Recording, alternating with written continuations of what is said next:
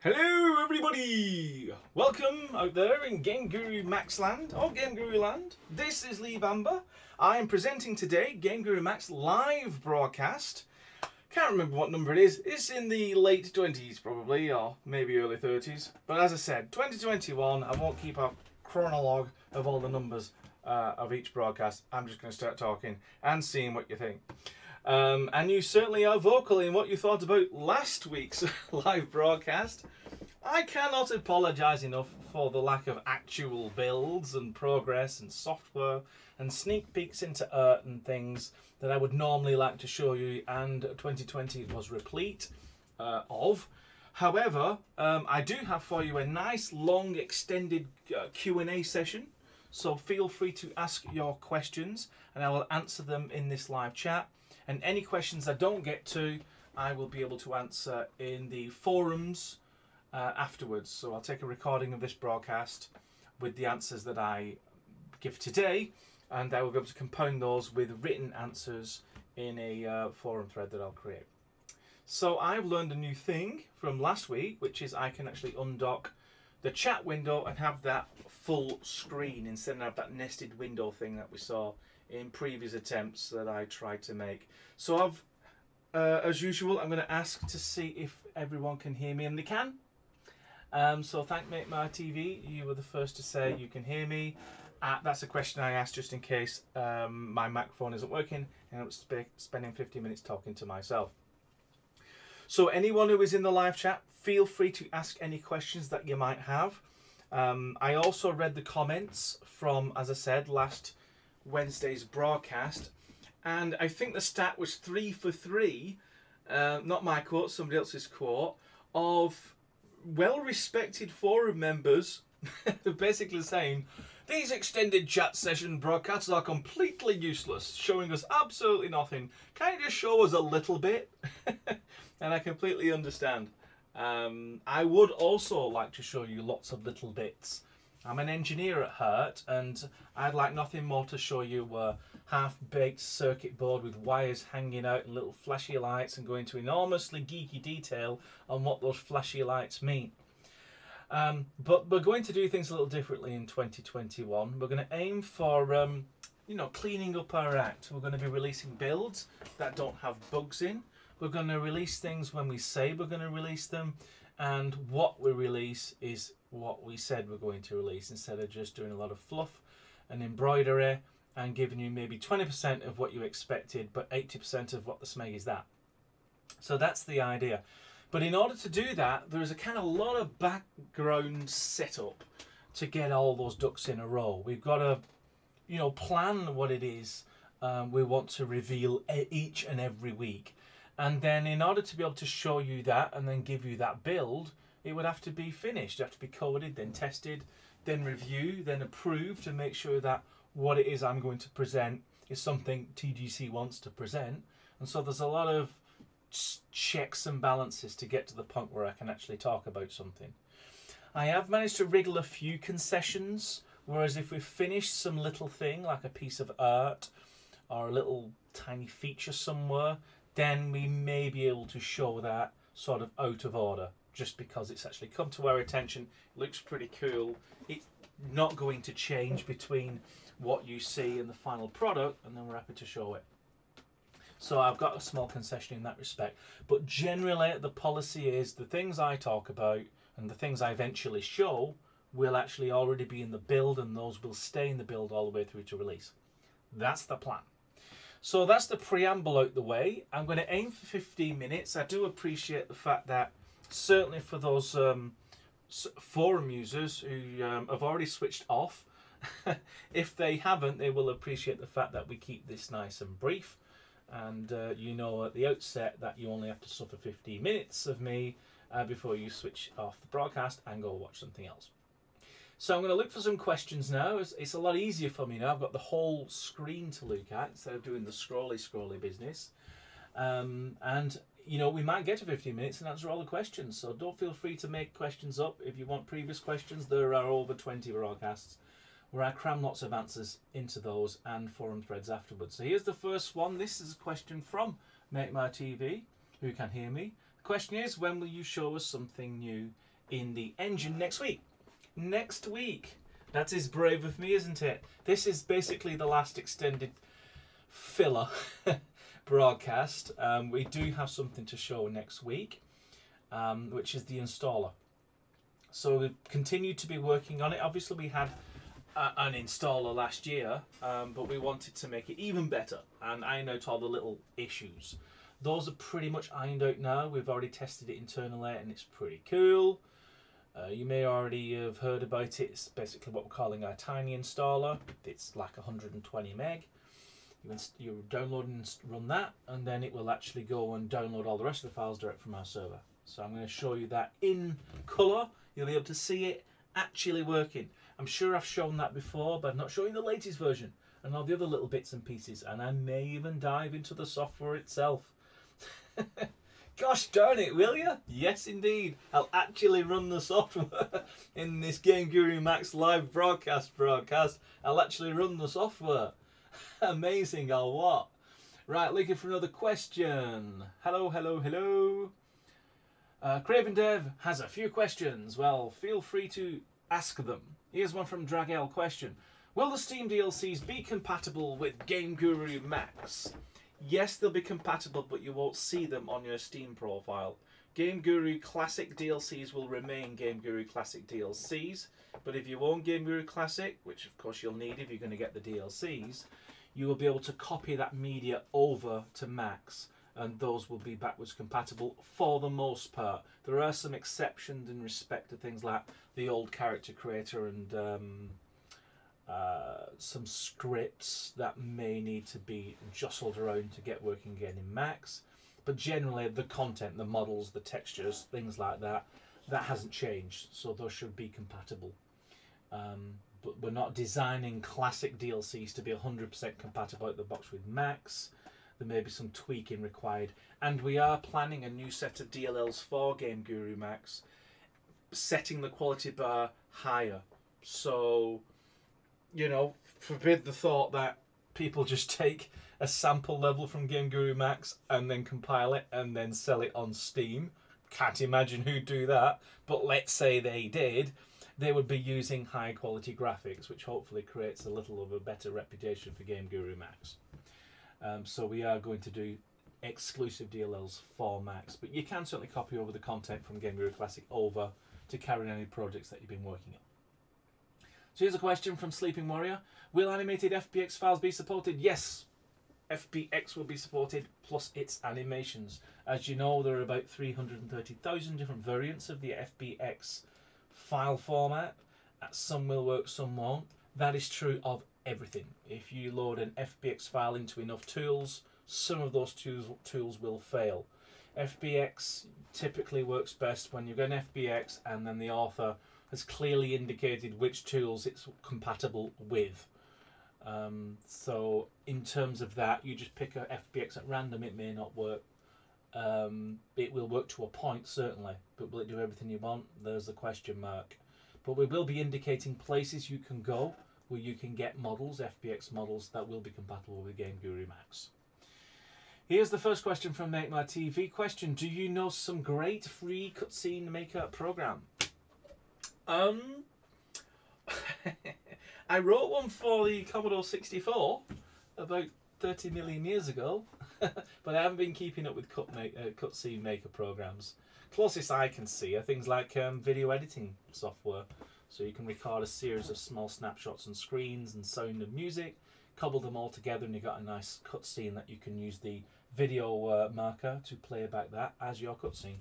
So that's probably what I do, but I don't know anything specifically designed to create cutscenes.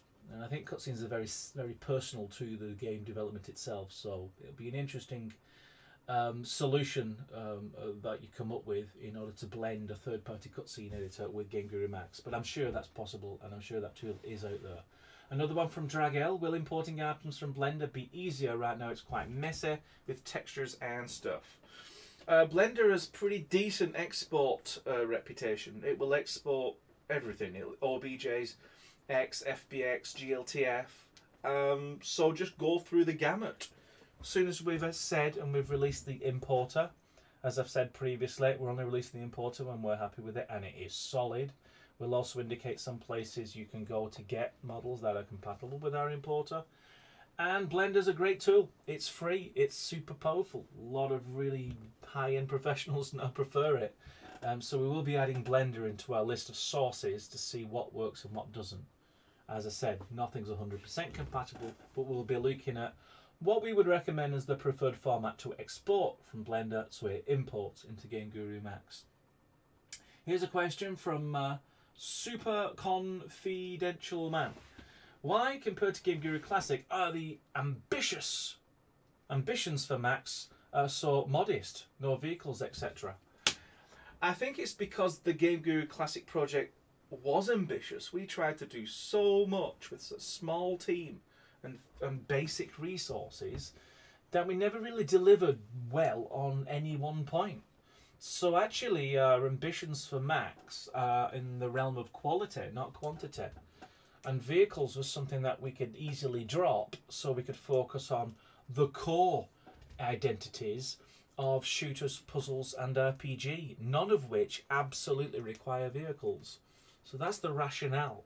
By focusing on less core features, we can increase the quality of each of those pots. And as a result, as a whole, the product is a high quality product. So that's the reasoning behind it. Will there ever be vehicles in GameGuru Max? Well, I hope so.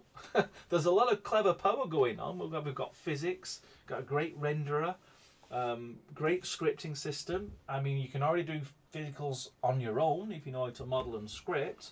But out of the box vehicles, I'd be very surprised if we don't have a DLC. And all of the updates to support them down the road. So cracking on with some questions and trying to reduce the waffle. I'll try and blast through some questions with shorter answers if you like. See if that works. Question 2, Craven Dev. Sorry if I missed your first question. I've just seen it there. I'll tell you what's just happened. It's scrolled. I just skipped a load of people's questions. Sorry, peoples. I just got to keep my... I thought I could stop clicking this. I'm going to have to keep my finger on the scroll bar so it doesn't scroll without my permission. Okay, so we've done the cutscene maker, we've done the Blender. What questions do you wish someone had asked but haven't? That is the worst question for me. I have no preference. I'm merely a conduit for you. So you ask me your questions. All the knowledge is in here. You just have to extract it. If you ask me to start talking freely, this won't be a 15-minute broadcast. This is the question I skipped. Since multiple threads are now being utilised, could you make it so video cutscenes can play during loading screens? So transition from level to level will be more seamless. There is no plans to do cutscene videos being played whilst the game loads. However, we do have the ability to customise those loading screens, and you can drop in sounds and music and video. So technically, sure, you'll be playing video in the load scene. Will it stop loading stuff whilst it's playing the video? It shouldn't do. It shouldn't do. I'm not saying it absolutely will. I'm just saying I'm thinking about it. The video should be running on a thread. It usually does anyway in order to get all of its decoding done. So technically, I think the video would play whilst it continues to load, but don't quote me on that. Scrolling through the next question. This is from Super Conventional. Yeah, also I'm back where I started. Yes, so we've answered the vehicle question, and so the scroll bar wasn't that much of an evil event. Dragel, everyone wants to make cutscenes. Thanks for answering the question as well. Here's a question at 2. Will it be possible to attach bind objects to the player camera, including dynamic lights? So in addition to flashlight, we can have other lights attached to the camera. Yeah, I think so. We have a visual logic system now where you can connect objects together and give them things to do during that connection. Maybe one of them is that one follows the other. And you can certainly create scripts that will attach the location of one entity to another already. But yes, wouldn't it be great if you could make that as part of the visual logic system so you don't have to script? Looking for another question. Urgent Arts question. Will we be able to create prefabs that can be used over and over again that includes entities, lights and scripts?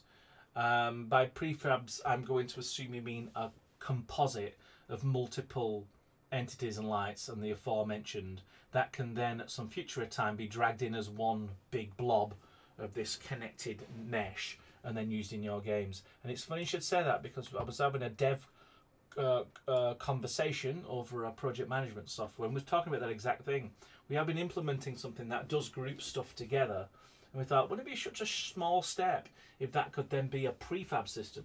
So not only does that group survive the level that you've created it in, but then you can tap into that group when you're editing other levels or indeed other games. Not promising anything in terms of prefabs, it's not in our design spec right now, but there may be a way in which we can sort of enable that functionality relatively quickly once we've established the stuff on our current design plans, which is pretty powerful all by itself. There is some functionality that you would expect from a prefab that you will be able to do when we release this as yet unnamed functionality. So watch this space. I know it's terrible, and but thanks Argent Arts for sticking around. Just for anyone who doesn't know, Argent Arts literally switched off after 2 minutes in the last broadcast. Please correct me if I'm wrong. Mega Version question: will GameGuru Max be free to use like Unreal Engine? Also, can I depend on it to build a successful game? If you're going to buy GameGuru Max, that answers the first question. To build a successful game, and that is your understanding, that's your belief, that's what you absolutely demand from a product, don't buy GameGuru Max right away. I know it's crazy for someone like me to say. It's like, Lee, you should be selling products, sell it, sell it, sell it. No, we will have no track record for building successful games. It will have just been released. What I recommend you do is wait till it gets released, look at our demos that we've created. Even better, wait till someone creates a game in GameGuru Max and releases it and then reports some success. I think when you get to that point, then I can confidently say, get a GameGuru Max and create successful games. Of course, the software only takes you so far. There is a lot of blood, sweat and tears that goes into creating a great game. And a great game means it will be a successful game. And that's largely to do with everything. Creating and modifying art, creating great logic, stories, an emotive sense in your game, you know, give players a reason to stay in your game. All of that kind of stuff that I'm afraid this tool just won't be able to provide. That's where your imagination gets added to the recipe in order to make that aforementioned successful game. Here's a question from MRTV, which isn't a question, so I'm going to look for a question mark. There's a question mark. Peter, for Classic, are there plans to make changes to Classic like other Terrain or Classic at the end of the road with only bug fixes if needed? The latter. We're not going to add any big new features to GameGuru Classic, but we are going to fix GameGuru Classic as the bugs roll in. And as you know, in last year, 2020, we did 4 updates, and in each update we wiped out the bug count. We took it back to 0. And in fact now, if you go to the issues board right now, there's only a handful of bugs for GameGuru Classic, and we're going to fix them all by March. That's the mantra for GameGuru Classic. We're going to fix it if someone finds that there's an issue or it's broken. And small functionality tweaks will come as a product of us working on GameGuru Max, because the source code to both are aligned. So if we fix something, say in scripting, or add a few commands, you may find them in Classic. But no big features like replacing the entire terrain system. For that, check out GameGuru Max when we've released it. And Craven Dev's third and last suggestion. I believe you mentioned at some point that you would be cutting back on DLC support to deter asset flipping, but the majority, if not all assets, flips to Steam. In a way, absolutely. We are stepping out of the arena for creating art in-house and then putting it in our products for free. Because that's exactly what happens. People start asset flipping from 1,000 objects, but they're all the same 1,000 objects, so all the games look the same. This time we're really opening up for third parties, so pretty much all of the DLCs that you see for Max won't be us. There'll be third-party artists who just want to make sure that they're selling out that's compatible with Max. That's basically it. And of course there'll be huge conduits in Max to go out and find assets from someone like Sketchfab.